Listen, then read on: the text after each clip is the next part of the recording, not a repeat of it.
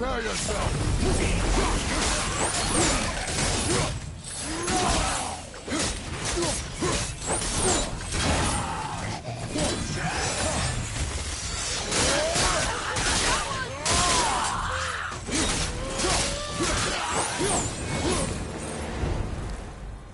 That wasn't so bad.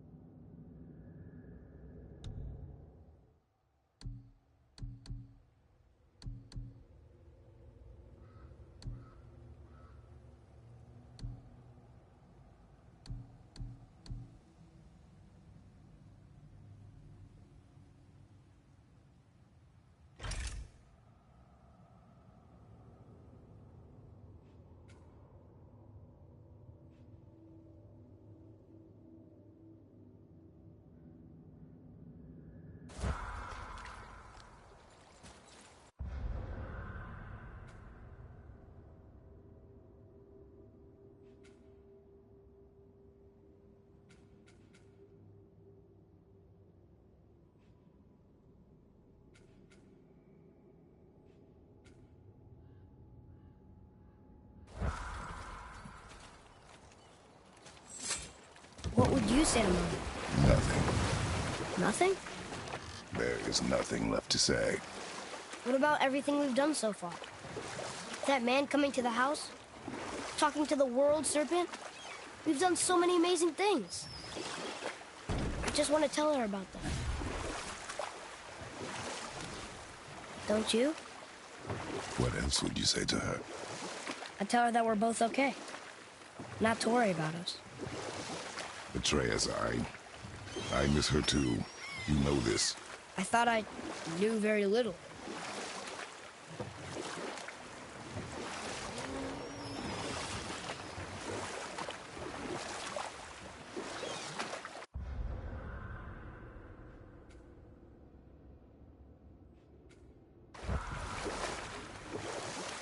Mimir, how'd you come to be in these lands? Lad, there comes a time in every man's life when he changes his name and heads north to make a new start.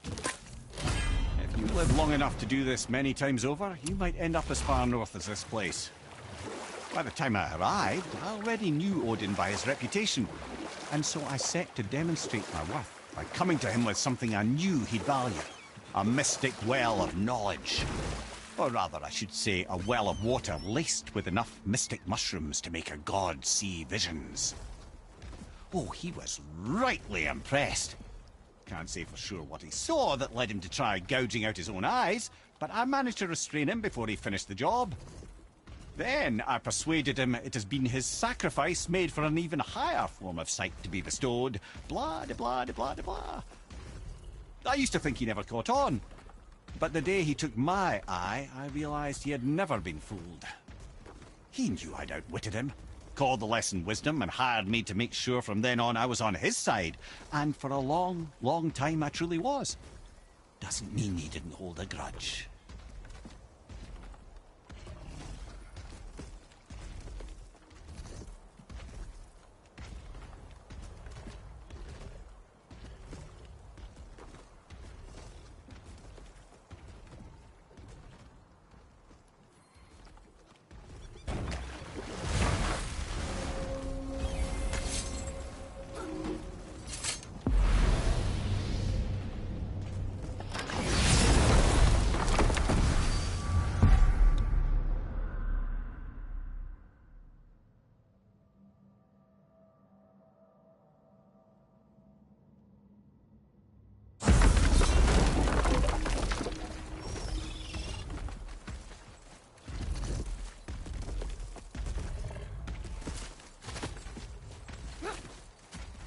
Boy, over here.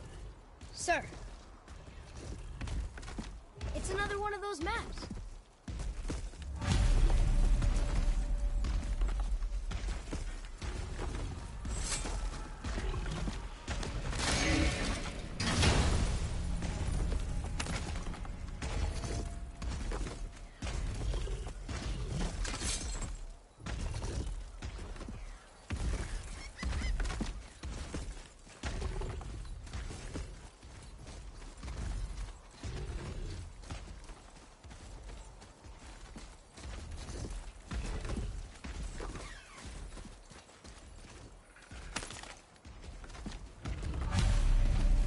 The final bone. Yeah. We might as well return them to the spirit. Maybe he will keep his word. I know she's not coming back, okay? I know. I just... Never mind. Slow it down.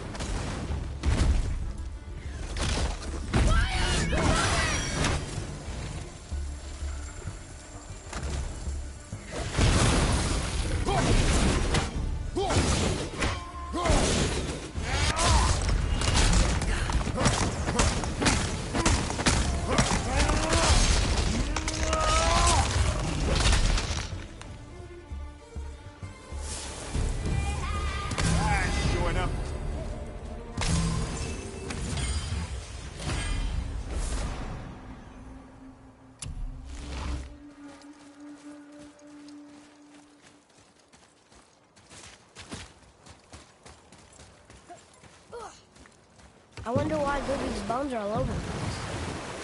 Desecration, typically. Pieces of scattered corpse make for a piss-poor soul.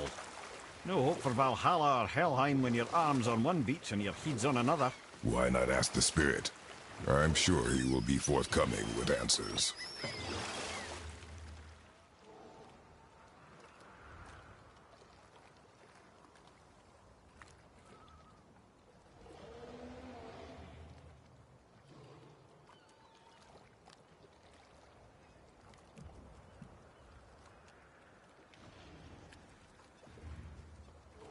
Mimir, I still don't get why you ever wanted to work for Odin. Back then, I was young enough to still be ambitious. The Aesir gods were as powerful a force as I'd come across, but they clearly lacked for strategy, focus, and sage counsel. All this could I faithfully provide. And so, a stranger from a far-off island found himself with Odin's ear, trusted as he trusted no one but himself. And with that kind of power, laddie, I must confess, there are perks. Yeah, but he's Odin. I never claimed to be perfect, laddie, only clever. And often too clever by half. So what'd you do to get Odin so mad at you? Well, for a long time my job was to enable Odin, and I was fucking excellent at it. Gradually, as I grew more to care about people and the world, my job became to contain him, to protect him from himself. By serving peace, I served his interests as well, that's the truth. But he saw it as disloyalty. No longer trusting my motives, but not wishing to part with my brain or tongue, he bound me to a tree and adopted a new pastime of casual torture. Well, I'm glad we came along to cut off your head. Aye, lad. Lucky break that was.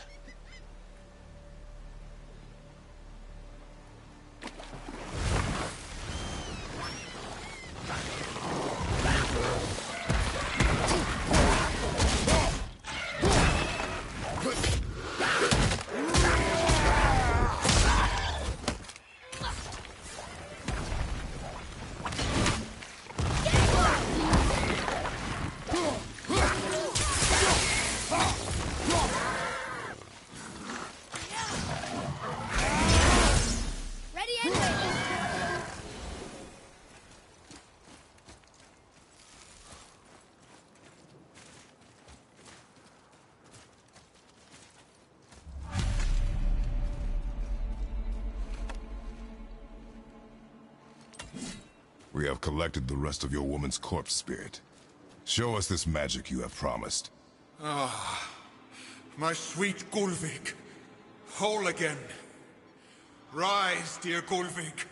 Awaken, oh powerful Gulvik!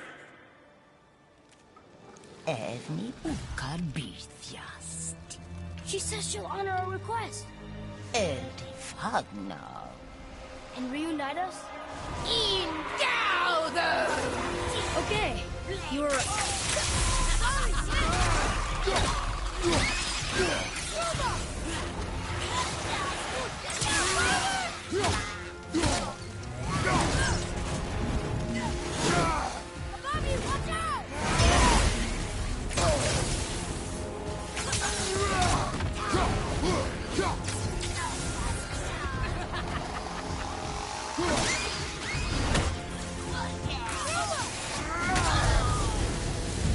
All right, say it. I told you so. I told you so. You are naive, foolish boy. This is true as well. But do not take your disappointment out on me, boy. Take it as a lesson. Yes, sir.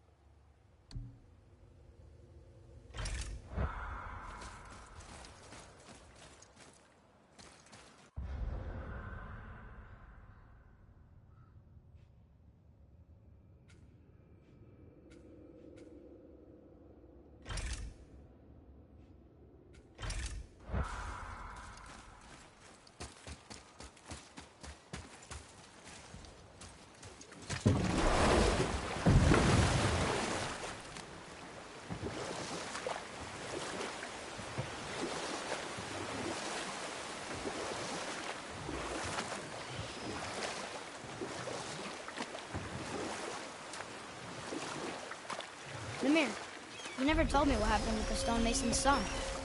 Hrimthur, son of Thamur.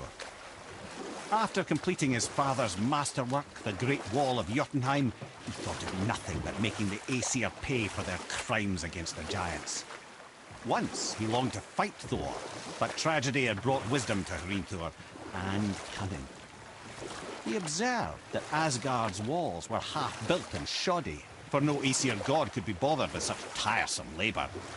So Hrimthur adopted the guise of an ordinary man and made the Aesir an offer. He would build them majestic new walls, and if he couldn't build them within 2 turns of the season, they would owe him nothing for his labors.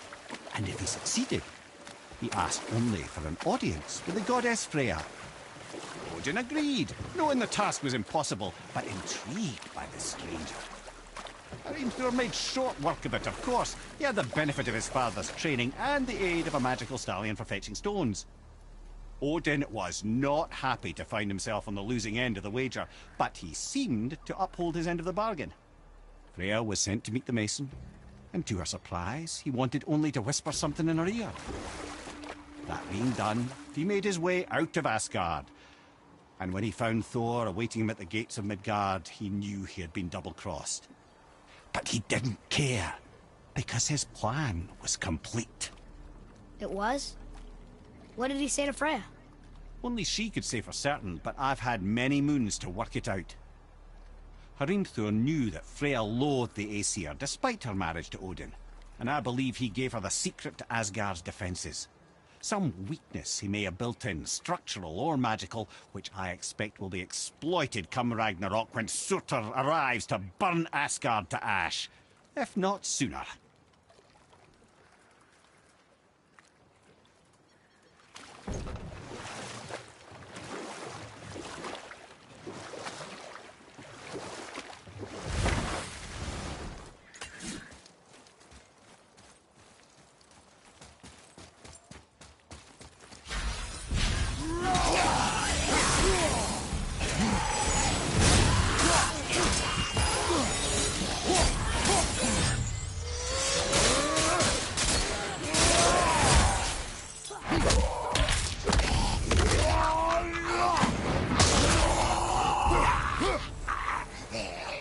Right flank!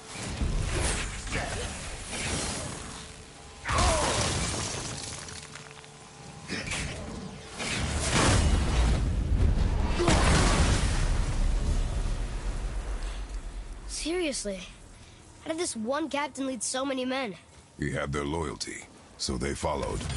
And then they all died. He must have been a bad leader. Why do you think that? Well, he led all these men to their deaths. True. But these men chose to follow. Even good leaders make poor choices. The best take responsibility for them.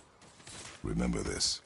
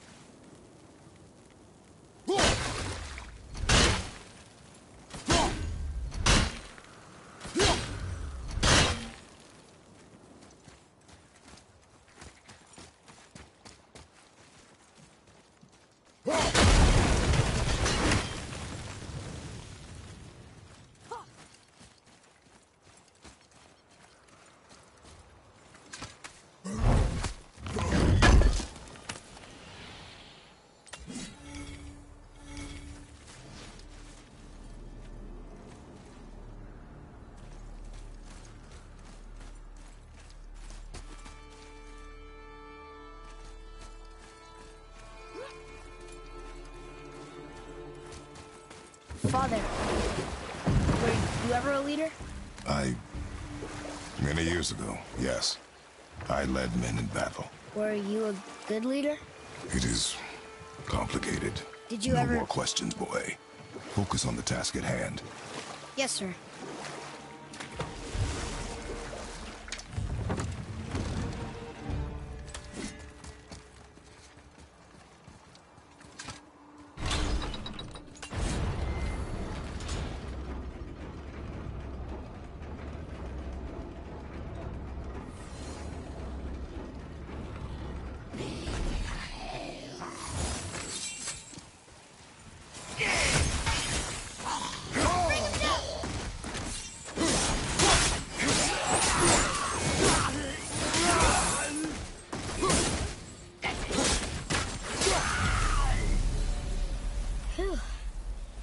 That was the last ship.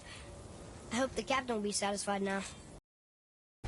He was determined to put these men to rest himself. But he would have never been able to. That does not matter to him. Our victory will only remind him of his failure.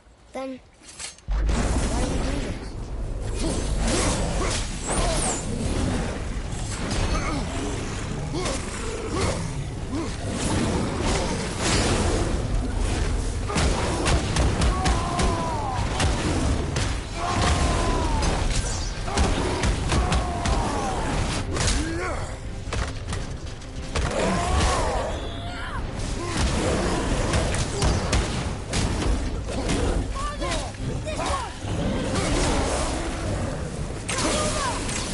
I'm not ready!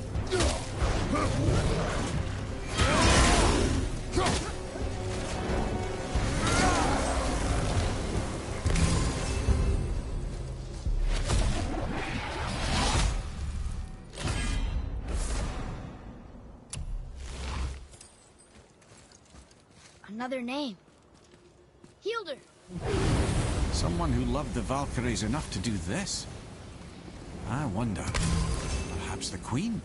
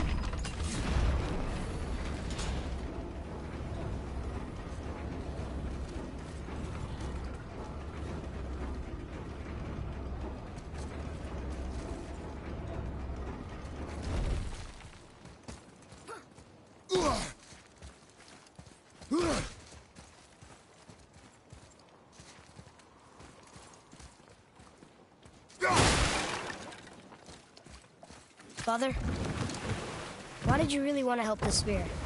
You need the experience. I've had plenty of experience fighting these things. What's the real reason? This man inspired loyalty. He took responsibility for his mistakes, and he was determined to fix them. These are good lessons for you. Oh, Yes. Oh.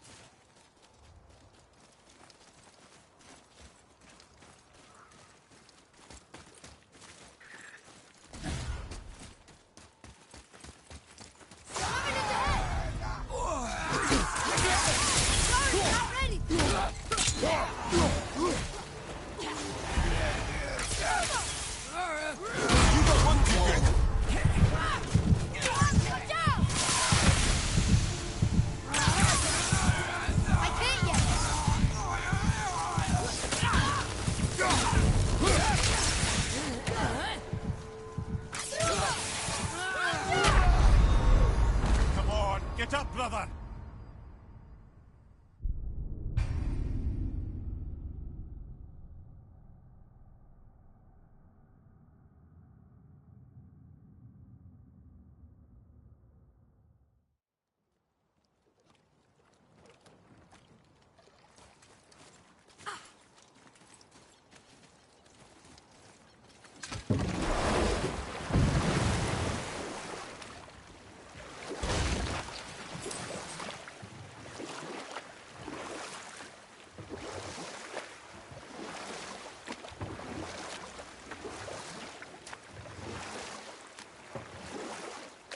You're familiar with the tale of Skoll and Hoti, bringers of day and night?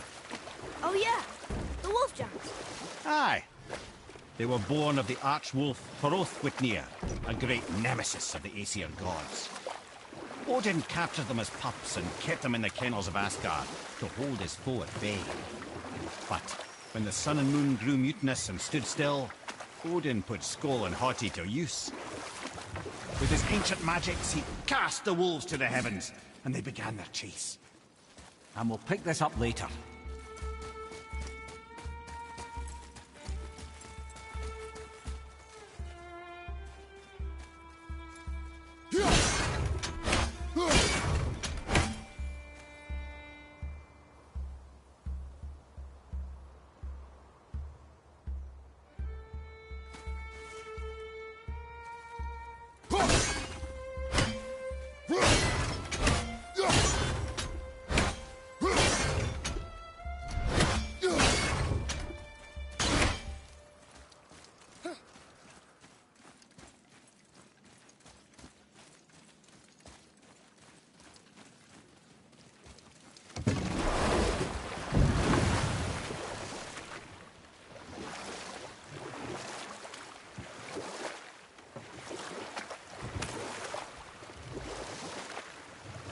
Wow, there was another shipwreck under the water.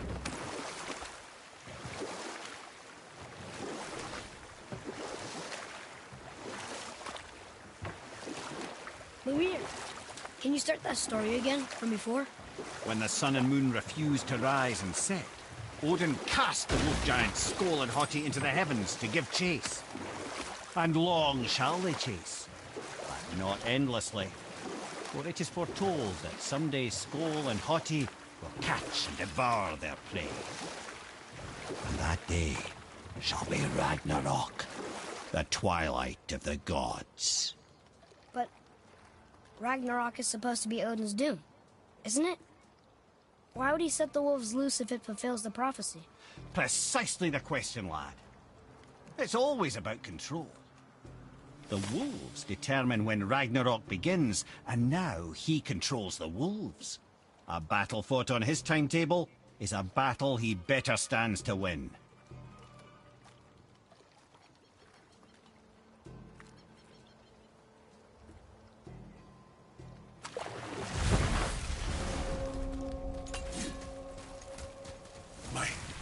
My men are... That's right. We laid them all to rest. I see.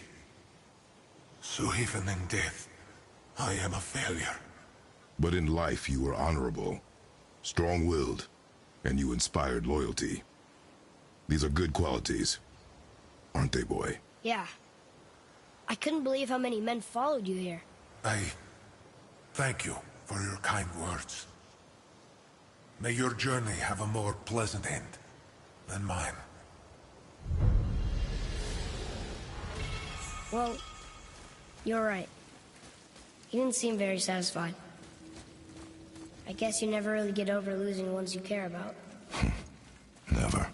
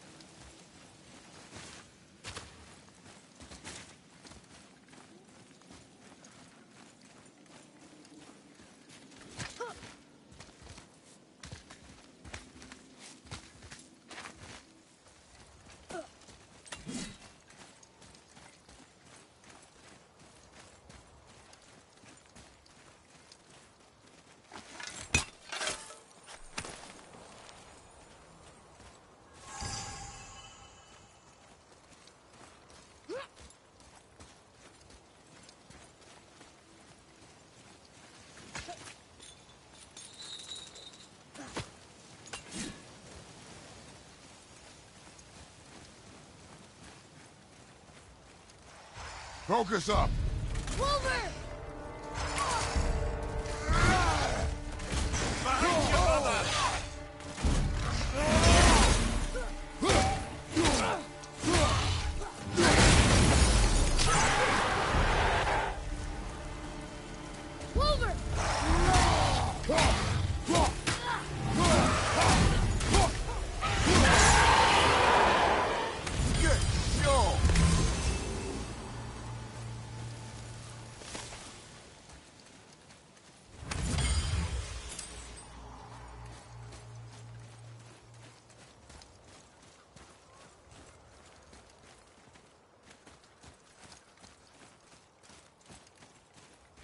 that?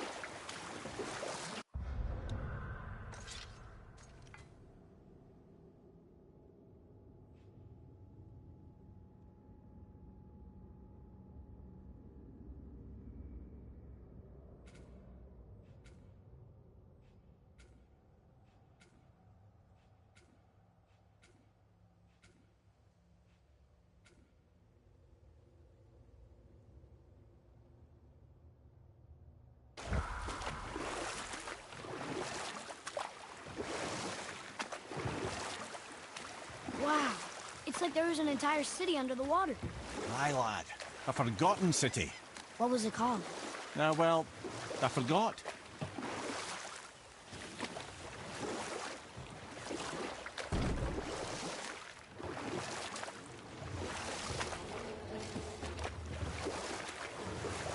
If I'm not mistaken, we've yet to discuss the tale of the giant Bergelmir. Oh, yeah. I remember his shrine. It looked happier than the other ones. Mostly. It begins in an ocean of blood. Finally, a story worth hearing. If you remember, Ymir, the first giant, was fatally stabbed by Odin. It's in his blood our story starts. Ymir's magical guts poured out in a torrent so violent it threatened to flood all of creation. The Jotnar were unprepared, as the very last of them were washed away in the endless tide.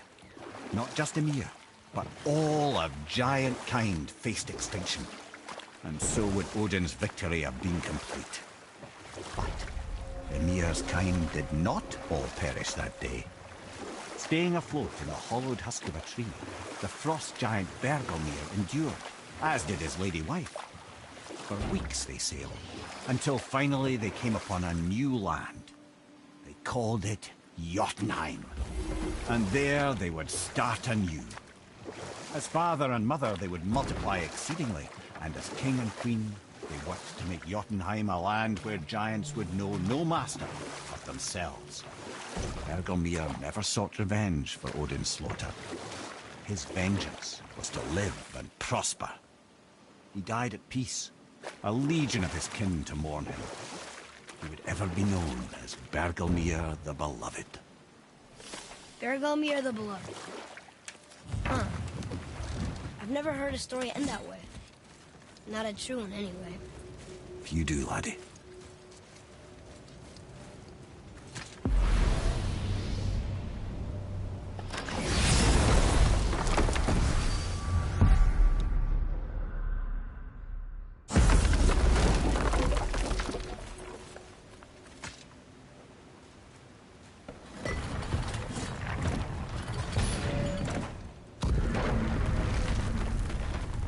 Father, look up there.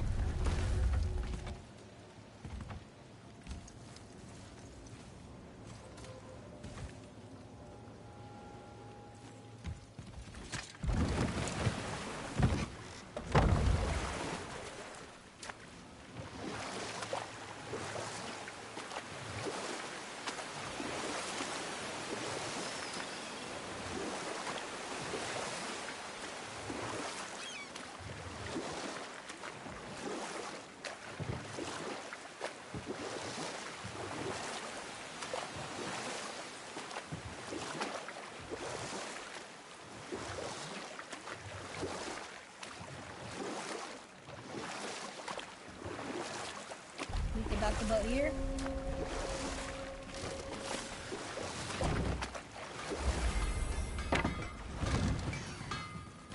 Once you retrieve the whetstone, please take utmost care while handling it. It is a priceless relic, after all.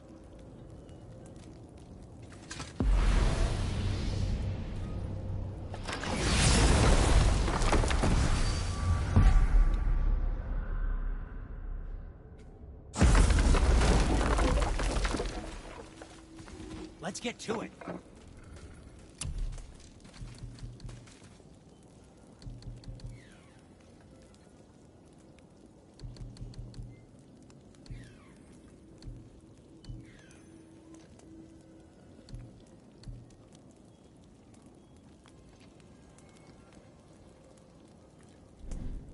Well, scrounge around a bit more and we'll build something.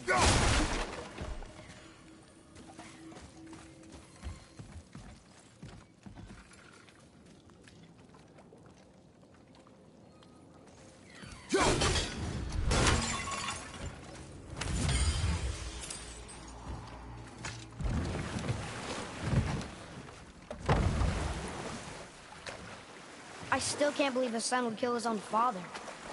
That's crazy, right? I know, we only got one side of the story. But come on, his own father? I mean, I get angry at you sometimes, but... Do you? I mean, sometimes, yeah. A little. But I'd never stab you in the back. No. This clan really didn't want anyone coming in. How are we supposed to get through? There must be a way to lift the gate. Maybe with the big water wheel. My thought as well.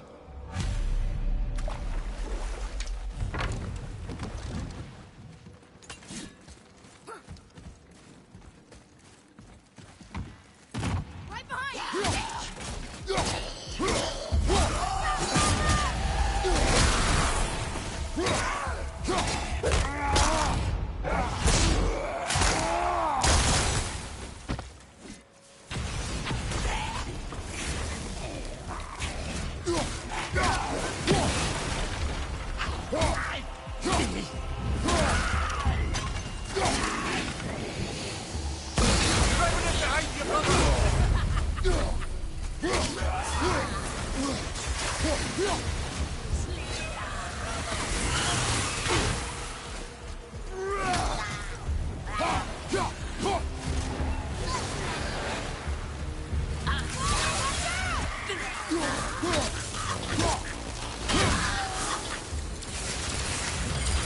We are done here.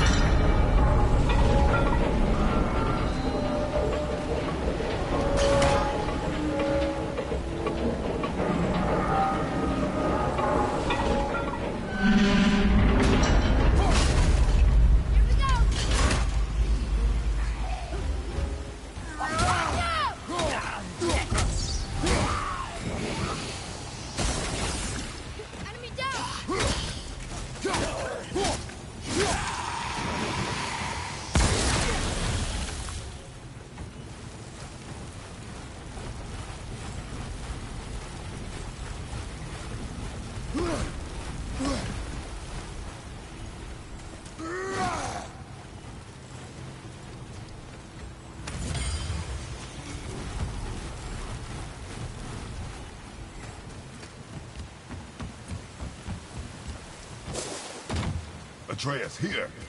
Yes, Father!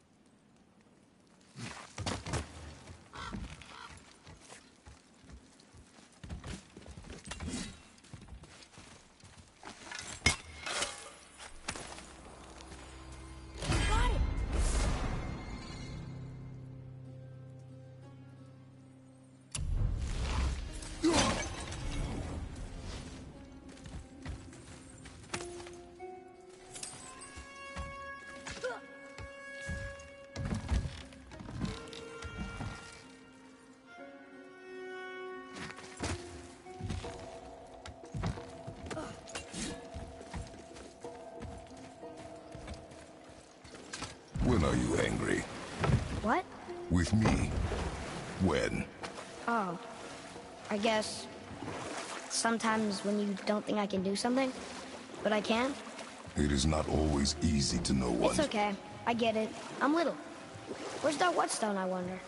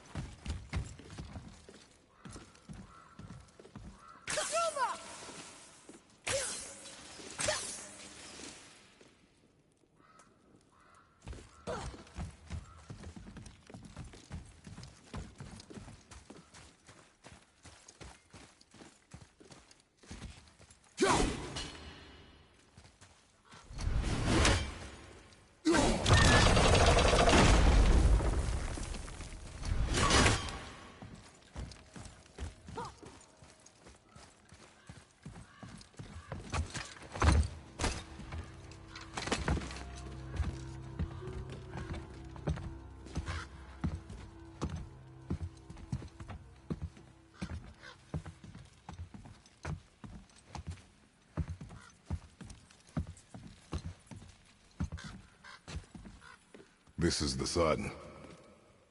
That ghost son? How do you know? The sigil.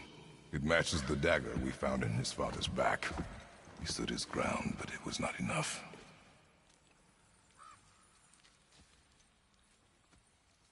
They betrayed him.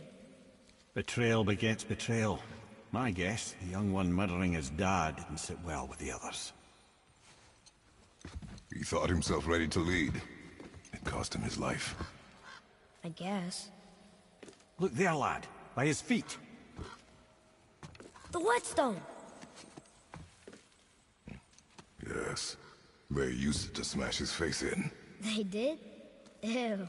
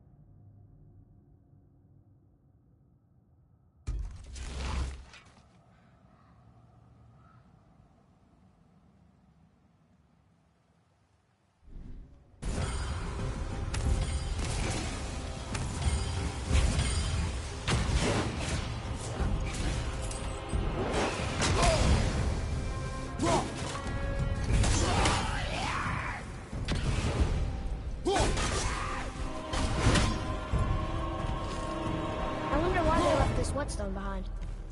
If Sindri wants it, it must be really useful. Well, lad, reavers have very specific priorities. If it's not shiny and you can't eat or drink it, might as well use it as a blunt object.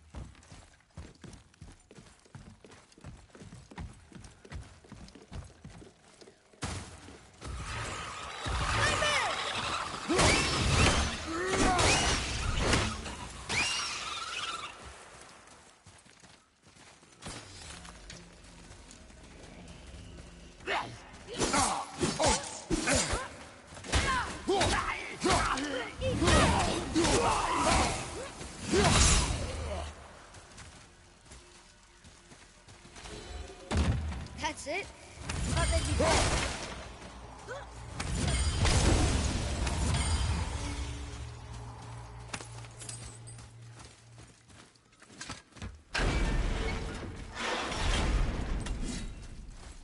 Boy, over here. Yes, sir.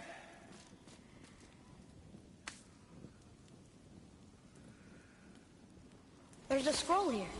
It belonged to the sun. Wow, this goes on and on. Father, forgive me, filled with remorse, forget my actions.